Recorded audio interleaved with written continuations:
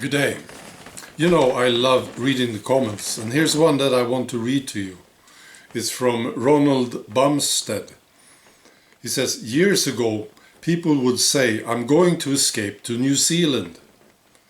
Unfortunately, with the feminists running New Zealand, it has become another Sharia-compliant state. Now, where can we escape to? Nowhere to go. I know this is a serious subject, but I just find this funny. So it's a very good comment, and I started to think about my barber. I just had a haircut, and I was visiting this barber for the first time, and I asked him where he came from, and he was from Lebanon. And then he said, I'm Catholic, in case you wonder. And this was very bright of him, because I did wonder.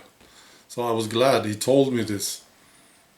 And I know some stuff about Lebanon, so I started talking about this country. And then he started talking. And he went on and on. While he was cutting my hair, he told me about Lebanon. And he must have been here in Sweden for a long time, because his Swedish was excellent. And he told me this. People will tell you the reasons why the war started in Lebanon. They will give you various explanations, and none of them are true, he said. I know the real reason the war started. And I got curious, of course. And he said, it was pork and alcohol. And I believe him, yeah. And then he said, Lebanon is divided into the northern and the southern parts. And in the northern part you will find the Christians. And this includes the town of Beirut. And there you can do anything you want. You can get a beer. You can eat whatever you want. You can see naked dancing. You know, you have it, all of it. Freedom.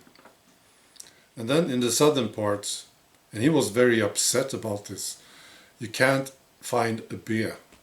You can't get a beer. It's impossible, he said. And then he talked about Sweden. He said Sweden need to go far, far right. That's their only chance, he said. And he was laughing about the Swedish politicians, talking about the Swedish system, as if this would magically change people. It's not going to work, he said. So, Sweden will be divided. That was his idea, and I do believe him. Sweden will be divided sometime in the future if we don't go far, far right very, very quickly. So, it was interesting to talk to this guy. And I think, you know, he's onto something, of course. I see people moving. I moved away from Stockholm. I see people leaving Malmö, you know, and I even have friends who moved to Poland.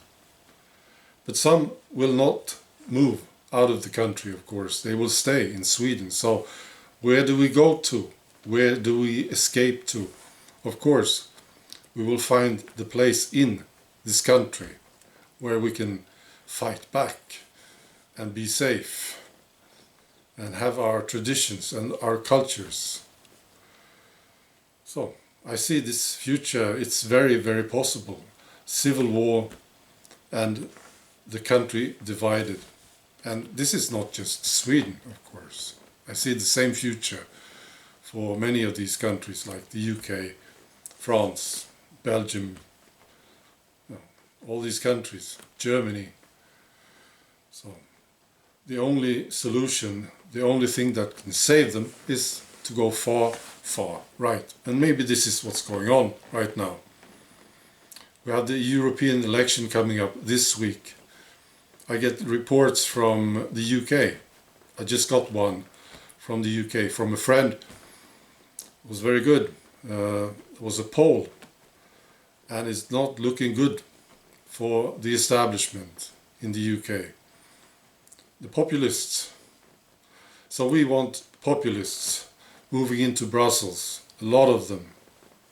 And then country after country need to go right, far, far right. Populists, that's the solution, that's the key to the future. And maybe we can avoid this civil war. War is no good. Innocent people get killed and injured. It's not good. So maybe we can avoid it. That would be very nice, I think. Democracy, we can still make it work. All right.